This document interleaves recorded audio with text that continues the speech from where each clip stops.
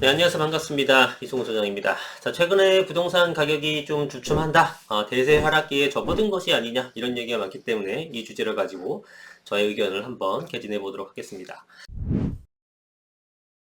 최근에 서울 상승세가 주춤한 건 맞습니다. 데이터상으로 보여지고 있고, 실제 실무적으로도 그런 게 좀 감지가 되기도 합니다. 거래량이 많이 줄었다라는 거죠. 자, 지금 이제 서울 상승세가 주춤했다는 것은 일단은 여러분들이 오해하지 말아야 될 게 상승이 꺾였다는 게 아닙니다. 하락에 들어갔다는 게 아니고요. 상승률이 꺾였다는 겁니다. 여전히 상승 지표 위에 있어요. 플러스라는 겁니다. 자, 그러면 서울이 주춤하고 있는데 그럼 지방시장은 어떠냐?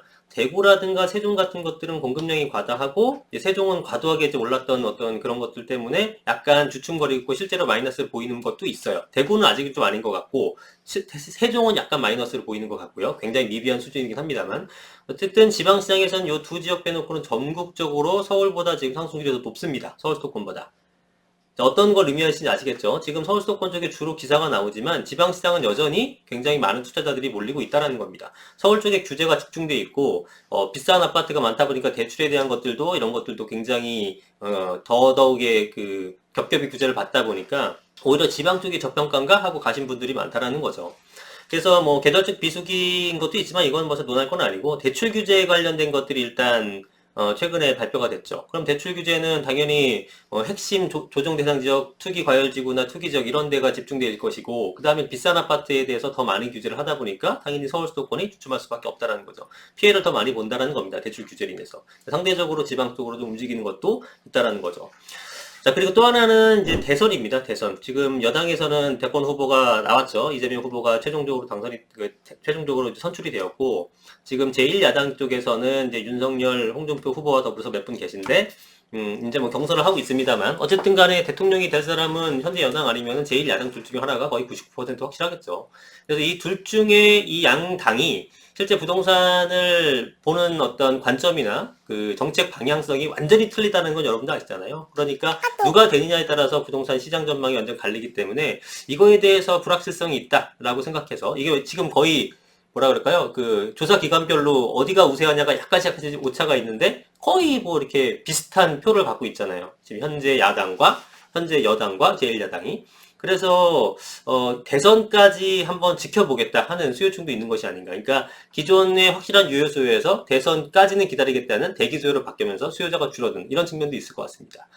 그래서 지금 그 비수기기도 하고 대출 규제도 있고 그 다음에 대선 이슈 이런 것들로 인해서 수요가 줄어들었다. 이거는 맞는 것 같습니다. 그 다음에 그 외적으로 이제 뭐 가격 상승에 대한 피로감도 있을 수가 있고요. 뭐 이런 것들이 겹치면서 수요가 줄어든 건 맞는 것 같습니다.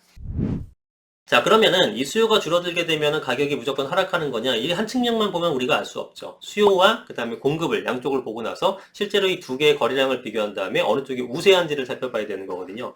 근데 안타깝게도 수요도 굉장히 줄어들고 있지만 공급도 굉장히 부족하다. 이거는 뭐 어제 오늘 일이 아니기 때문에 여러분들이 잘 알고 있지 않습니까? 그럼 줄어든 수요만큼 공급이 모자른 것보다 더 수요가 줄어들게 된다면은 공급이 많아지게 되면서 가격이 상승할 것이고 그 반대가 된다 그러면 여전히 가격이 올라갈 겁니다. 지금 잘 이해가 안 되시죠? 제가 숫자로 말씀드릴게요. 지금 수요자가 1000이 있습니다. 1000명의 수요자가 있고 공급은 500채의 공급이 되어 있어요. 그럼 이 상태에서는 당연히 수요가 많고 공급이 부족하기 때문에 가격이 오르는 겁니다.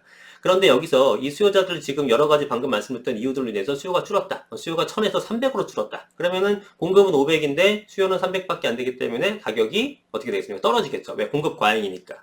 자, 그런데 여기 상태에서 공급은 지금 늘어봤자 당분간 늘 게 없기 때문에 500에서 600밖에 못 올랐어요. 근데 수요자는 1000에서 줄었지만 수요 1000에서 800으로밖에 안 줄었어요. 그러면 여전히 600대 800으로 수요 초과 공급 부족 현상이죠. 그래서 수요가 줄어든다고 하더라도 여전히 가격이 오를 수도 있다는 겁니다. 그래서 수요의 감소폭이 어느 정도 되느냐에 따라서 가격이 오를지 떨어질지가 결정되는 거예요. 그래서 아직은 대세 하락기냐 대세 상승기냐 이러한 논점이 팽팽하게 맞서고 있는 겁니다.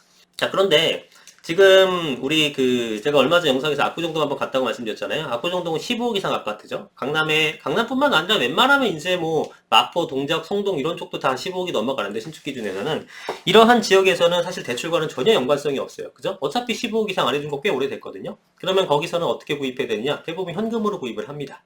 예. 그러면 거기에 뭐 35억, 40억 되는 아파트가 물량이 없고 거래가 안 되는 이유는 물량이 없고 그 다음에 매수 재개자는 있는 그런 상황이거든요. 그러니까 거래가 안 되는 거 두 가지죠. 매도자가 집을 안 내놓는 거. 내놨지만 집을 안 사는 거, 이렇게 두 가지 종류인데 핵심 지역에서는 대부분 여전히 매도자가 집을 안 내놓는, 그래서 거래가 안 되는 현상이라는 거죠. 그래서 대출 규제의 영향을 전혀 받지 않는 핵심 지역 같은 것들은 지금은 아직도 굉장히 많은 대기 수요자들이 있다라는 겁니다. 이게 약간 별도의 세계라고 보시는 게 맞는 것 같아요. 그런 동네는. 예.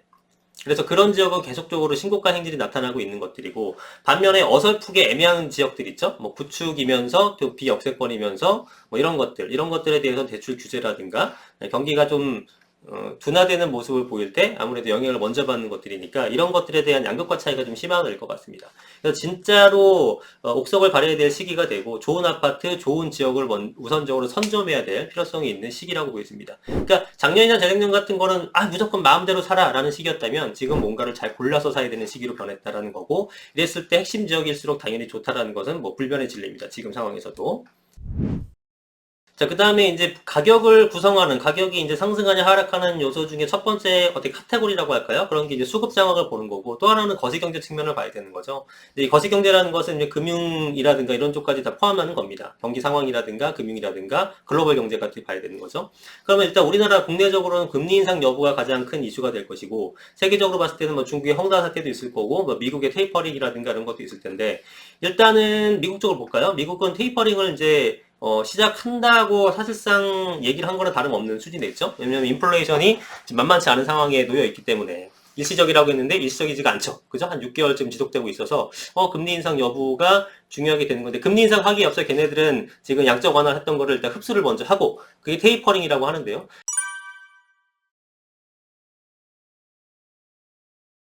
그 테이퍼링이 끝난 다음에 금리 인상 여부를 논할 수가 있는 거기 때문에 지금 한 달에 한 1200억 불 정도를 지금 양적 완화를 하면서 지금 경기를 살려놨죠, 미국이. 자, 그런 상태에서 이제 조금씩 줄여가면서 아마도 내년 한 7, 8월 정도까지는 테이퍼링을 끝내려고 합니다. 그러면 그때 이제 FOMC 그 회의를 하고 금리 인상 여부를 결정하겠죠. 그러니까 원래는 2024년, 달러도 2023년도에 금리 인상이 될 것이다 얘기를 했었는데, 지금은 2022년 하반기, 2022년 10월달, 11월달부터 금리 인상을 단행할 수도 있다는 얘기가 나오는 겁니다. 테이퍼링을 내년에 한 8, 9월쯤 끝내고. 자, 그렇게 되게 되면은 미국이 금리 인상하게 되면 우리나라도 따라서 올려야 되는 상황은 알고 계시잖아요. 자, 그런 상황이고, 그래서 우리나라 같은 경우는 지금 8월 달에 한 번 올렸고요. 그 다음에 11월 달에 또 한 번 올릴 걸로 보여집니다. 거의 지금 분위기로 보니까 올릴 게 거의 확실시하다고, 그 대체적인 전망이 그렇죠. 그러면은 이제 금리를 또 한 번 올리게 되면은 시장에서 어떻게 반응하느냐. 일단 8월 달에 금리 인상 한 번 했지만, 뭐 시장 반응이 그다지 가격이 떨어졌다거나 이런 느낌이 없었단 말이에요.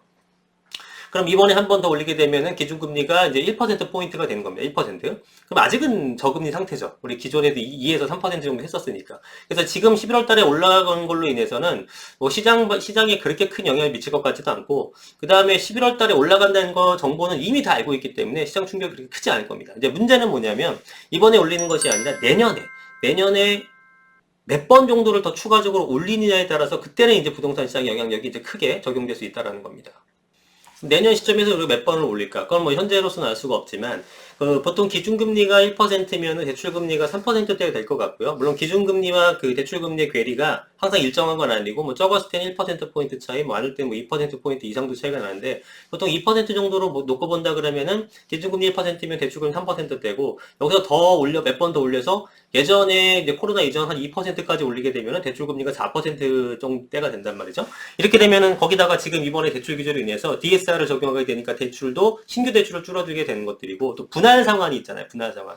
결국은 원리금 균등 상환을 한다는 얘기거든요. 이자만 납부하다가 돈 생기면 돈 벌면은 그때 갚아야지. 이게 아니라 매년 상환해야 되는 거기 때문에 여러분들이 실제로 원금과 이자를 같이 갚아야 된다는 얘기예요. 그러면은 1억 빌렸을 때 이자가 4%면은 한 달에 한 30 몇만 원 내는 건데, 원리금까지 같이 낸다 그러면 60, 70 내는 거잖아요. 그래서 원리금에다가 그 분할상환을 하게 되게 되면은 그 영끌하신 분들이라든가 아니면은 무리해서 대출하신 분들은 일부 힘들어질 수 있다라는 겁니다. 금리가 몇 번 더 올라갔을 때, 11월 올라간 걸 하는 게 아니고요, 내년에. 그래서 내년 금리가 몇 번 올라갔느냐에 따라서 어떤 우리 부동산 시장에 미친 영향력이 좀 틀려질 것 같아요. 예. 제가 봤을 때는 금리가 많이 올릴 것 같진 않고, 많이 올린다고 해도 굉장히 스텝 바이 스텝으로 단계적으로 올릴 수밖에 없겠죠. 그죠? 우리가 뭐 일본이라든가 이런 사태를 봤을 때 금리를 급격하게 올렸을 때에 경기가 무너지는 걸 봤잖아요. 그런 어떤 여러 가지 이유들 때문에, 그리고 지금은 전체적으로 저금리 기조가 유지하려는 전 세계가 그런 기조를 보이고 있잖아요. 금리를 올리게 올려서 유동성을 흡수를 하되 그거를 급하게 안 한다는 뜻입니다. 그래서 내년 금리 인상 여부가 그 2022년 전망할 때 굉장히 중요한 요소가 될 것 같고, 그래서 금리 인상을 몇 번 하느냐, 몇 번 정도 했을 때 부동산 시장에 미치는 영향이 어떨지에 대해서 다음 영상에서 그 시나리오를 한번 그려보면서 시장 전망을 또 한번 다뤄보도록 하겠습니다. 어쨌든 지금 전체적인 시장 상황은 양극화가 좀 심해질 것 같다. 그죠? 핵심 지역에서는 여전히 뭐 남의 일이네 하면서 굉장히 그 매수 대기자들이 많은 상태인 거고, 그러나 대출 규제로 인해서 수요자가 줄어든 건 사실인데 이 수요자가 공급 부족과 맞물려서 어느 쪽이 더 지금 내려가느냐 부분의 싸움인 것 같다라는 겁니다. 그리고 또 한 가지는 아파트가 지금 가격이 비싸다 보니까 오피스텔이 인기를 끌고 있습니다. 주거용 오피스텔, 원룸 이런 거 말고 투룸형 이상, 쓰리룸 같은, 그러니까 아파트의 대체지를 쓸 수 있는 상품들. 자, 요 내용도 따로 한번 다뤄드리도록 할게요. 어쨌든 오늘 영상 여기까지 하고 다음번에는 아마 금리 인상에 관련된 말씀을 드리도록 하겠습니다. 오늘 영상 여기까지 하겠습니다. 감사합니다.